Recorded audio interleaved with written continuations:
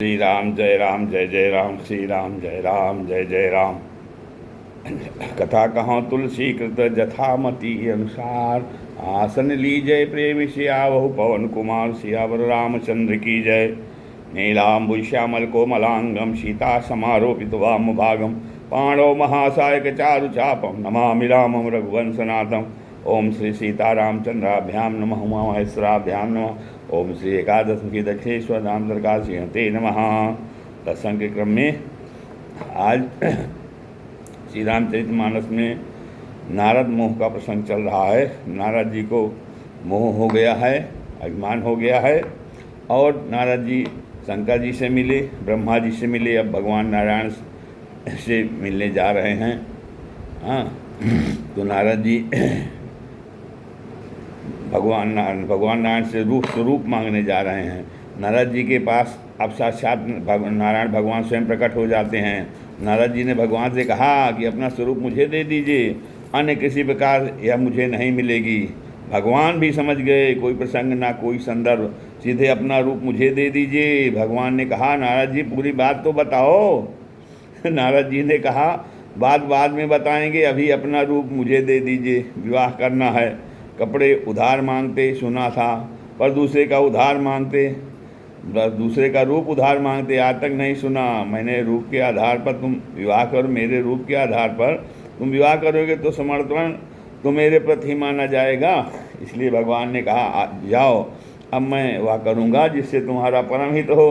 परमहित के नाम पर उन्होंने नारद को सुंदर से बंदर बना दिया।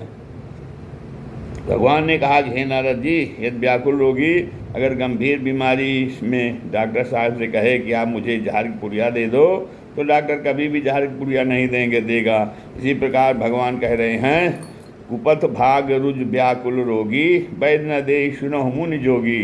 तो यहाँ पर प्रश्न उठता है, क्या भगवान का रूप मांगना भी कुपथ है? अरे नारद जी ने तो भगवान से उनका रूप ही मांगा था, आपन रूप देहु प्रभु मोहि। और भगवान कह रहे हैं कि कुपथ मांग रूप व्याकुल रोगी। तो क्या भगवान का रूप मांगना कुपथ है? बड़ा गंभीर प्रश्न है। देखिए, भगवान का रूप मांगना तो कुपथ नहीं है, किंतु भगवान के रूप को मांगने का उद्देश्य क्या है? भगवान का रूप मुक्त के लिए होता है। जब जीव को सारूप मुक्त मिलती है, तब उसे भगवान का स्वरूप प्राप्त होता है। किंतु नारद जी तो भगवान का रूप विवाह के बंधन के लिए मांग रहे हैं। इसलिए भगवान ने नारद जी से कहा कि बाबा, यह तो कुपथ्य है। भगवान कह रहे हैं नारद जी से, मैं तो वह करूँगा जिससे आपका परम हित हो।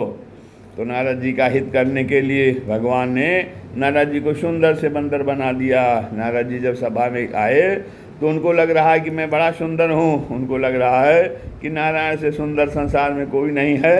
अतः जैसे ही राजकुमारी मुझे देखेगी, मेरे पास आकर सीधे मुझे जयमाला पहना देगी। और इधर भगवान शिव ने अपने दो गणों को संवाददाता बनाकर भेज दिया और कहा कि पल पल की खबर मुझे सुनाते रहना, मेरे आशीर्वाद से तुम्हें संपूर्ण रहस्य का ज्ञान हो जाएगा। देखें तो भगवान इनका इलाज कैसे करते हैं। रहे तहाँ दुई रुद्रगण, ते जानहि सब भेद। भगवान की करुणा तो देखिए, नारद जी का स्वरूप तो बंदर के जैसा बना दिया, लेकिन यह ज्ञात केवल रुद्रगणों और विश्व मोहिनी को है। बाकी सबने नारद जी को नारद जी के रूप में देखा। नारद जान सबहि सिरनावा। जैसे ही नारद जी का सभा में प्रवेश हुआ, वैसे ही दोनों रुद्रगण उनके आसपास आकर के बैठ गए और उनकी प्रशंसा करने लगे। जब नारद जी ऐसी अटपटी अरे महाराज, प्रशंसा कर रहे हैं रुद्रगण, अरे महाराज क्या सुंदर लग रहे हैं, आप तो बिल्कुल कुमार गंधर्व के जैसे चमाचम लग रहे हैं। जब नारद जी ऐसी अटपटी वाणी सुनते हैं तो आश्चर्य तो उन्हें भी होता है, किंतु सोचते हैं कि अब तक तो मैं इतना सुंदर था नहीं, आज हरि का रूप मिला है तो हो सकता है कि मैं इतना सुंदर लग रहा हूँ। किंतु कन्या ने जैसे ही नारद जी को देखा, मरकट बदन भयंकर देही, तो देखा तो हृदय को दबाते ही बंदर के रूप में नारद जी को देखते ही कन्या को भयंकर क्रोध आया। और जिस पंक्ति में नारद जी बैठे थे, उस पंक्ति की ओर कन्या ने भूल कर भी दृष्टिपात नहीं किया। जय विदे बैठे, जय दिश बैठे नारद फूली, सो दिष्ट ही ना बिलो की भूली। तो नारद जी को लगा कि हो सकता है कि कन्या मुझे देख न पाई हो, या देख लेती तो सीधे आकर मेरे गले में वरमाला डाल देती।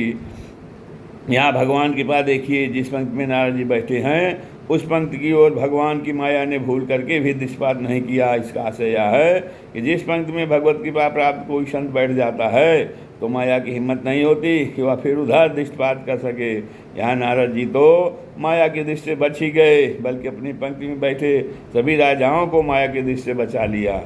अर्थात एक सच्चा संत तो माया की दृष्टि से बच ही सक जाता है, वरन वह अपने सानिध्य में रह रहे जीवों को भी माया की दृष्टि से बचा लेता है। इतने में भगवान सुंदर राजा का भेष बनाकर वहाँ प्रकट हो गए और राजकुमारी ने हर्षित होकर उनके गले में जयमाला पहना दी। बोलिए लक्ष्मी नारायण भगवान की जय। लक्ष्मी निवास भगवान लक्ष्मी जी को लेकर अंतर्धान हो गए और राजाओं का संपूर्ण समाज निराश हो गया। मोह के कारण नारद जी की बुद्धि नष्ट हो गई और वे अत्यंत व्याकुल हो गए। इतने में रुद्रगणों ने नारद जी से कहा कि महाराज जरा दर्पण में जाकर अपना मुंह तो देखिए, कितने सुंदर लग रहे हैं आप। ऐसा कहकर वे दोनों रुद्रगण भागने लगे। अब नारद जी को लगा कि दाल में कुछ काला जरूर है, और जाकर जैसे उन्होंने जल में अपना मुख देखा तो अपने बंदर की सी आकृति देखकर उनको भयंकर क्रोध आया। शिव जी के गण भागने लगे, बोले भागो भाइयों, बाबा जी बड़े क्रोध में हैं, राम जाने कौन सा श्राप दे देंगे। दोनों शिव जी के गण भागने लगे और नारद जी ने भागते हुए शिव गणों को श्राप दिया, दोनों कपटी हो, पापी हो, राक्षस हो जाओ, आकर के संत का अपमान करते हो। एक ने कहा चलो नारद जी से माफ़ी मांगते हैं, दूसरे ने कहा अरे प्रणाम ना करो, नहीं तो 2-4 श्राप अभी और दे देंगे। तो भागो, अभी बाबा बड़े क्रोध में हैं। दोनों भाग चले महाराज। नारद जी बहुत क्रोध में हैं, क्रोध की पराकाष्ठा है। जिस क्रोध को बाबा ने जीत लिया था, आज वही क्रोध उनकी पराकाष्ठा में है। नारद जी सोचते हैं कि या तो आज श्राप दूंगा या आत्महत्या कर लूँगा, सारे जगत में मेरा उपहास कराया है। ऐसा सोचकर जैसे नारद जी चले, भगवान वहीं बीच में प्रकट हो गए। और आनंद की बात देखिए, राजकुमारी साक्षात भगवान की माया तो ही प्रकट थी। यहाँ नारद जी को श्राप देने की जल्दी थी, यह तो समझ में आता है, परंतु भगवान को कौन से श्राप लेने की जरूरत थी, जो बीच में भी प्रकट हो गए। कम से कम वैकुंठ में रहते, शायद रास्ते में जाते जाते नारद जी का क्रोध शांत हो जाता। भगवान बीच में ही क्यों प्रकट हुए। देखें, नारद जी ने वैकुंठ जाने का चुनाव किया है, असल में वह रास्ता वैकुंठ में जाता ही नहीं है। नारद जी क्रोध के रास्ते पर जा रहे हैं। क्रोध कहाँ ले जाता है। काम क्रोध मद लोभ सब नाथ नरक के पंथ। तो नारद जी आज रास्ता भटक गए कि जिस रोड पर जा रहे थे वास्तविकता यह है कि वह वैकुंठ पहुँची ही नहीं है।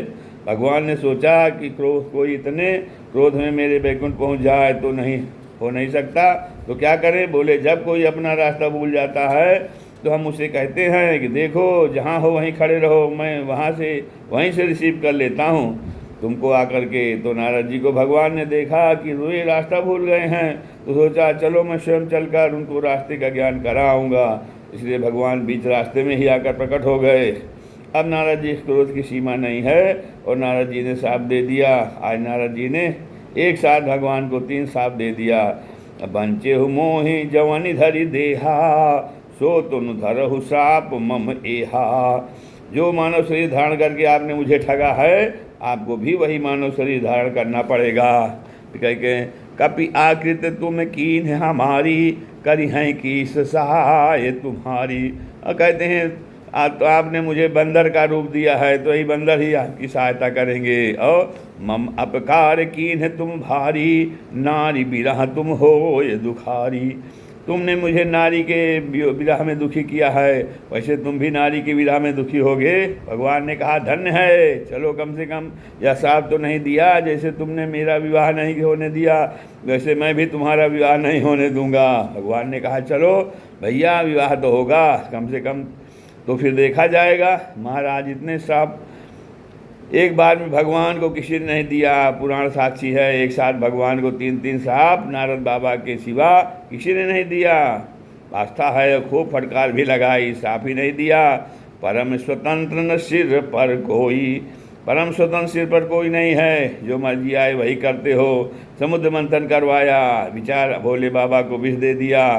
देवताओं को अमृत पिलाया, बेचारे असुरों को सुरापान कराया और स्वयं सुंदर कौतुकमणि ले ली और लक्ष्मी जी को भी ले लिया। आपका सदा कपट व्यवहार है। भगवान सब सुन रहे थे, मानो श्राप शीश पर धर कर कह रहे थे हैं कि बाबा देखो, तुम कहते हो कि मैं परम स्वतंत्र हूँ, लेकिन देखो मैं तुम्हारे श्राप को आज अपने शीश पर धारण करता हूँ। तुम जैसे संत तो मेरे शीश पर बैठते हैं, मैं परम स्वतंत्र नहीं हूँ। भगवान ने कहा मैं अपने भक्तों के अधीन हूँ। फिर भगवान ने क्या किया, अपनी माया को दूर कर दिया। नारद जी को लगा अरे अब तो क्या हो गया, नीचे देखा तो 100 योजन का नगर अब नहीं है, बिल्कुल जादूगरी हो गई। महाराज कुछ नहीं था, नीचे जो नारद जी देख रहे हैं क्या हो रहा है, या राजकुमारी भी गायब हो रही है, केवल भगवान नारायण खड़े खड़े मुस्कुरा रहे हैं। नारद बाबा चारों ओर देख रहे हैं। तब नारद जी को लगा अरे राम, मुझसे तो बहुत भारी अपराध हो गया, मैंने साक्षात भगवान को शाप दे दिया। भगवान के चरणों में नारद जी गिर पड़े। भगवान के चरणों में नारद जी गिर पड़े और कहने लगे कि हे प्रभु, मेरा श्राप झूठा हो जाए, हमेशा होय मम श्राप की पाला। भगवान ने कहा मम इच्छा है भल दीन दयाला। भगवान उसको अपनी इच्छा बना लेते हैं।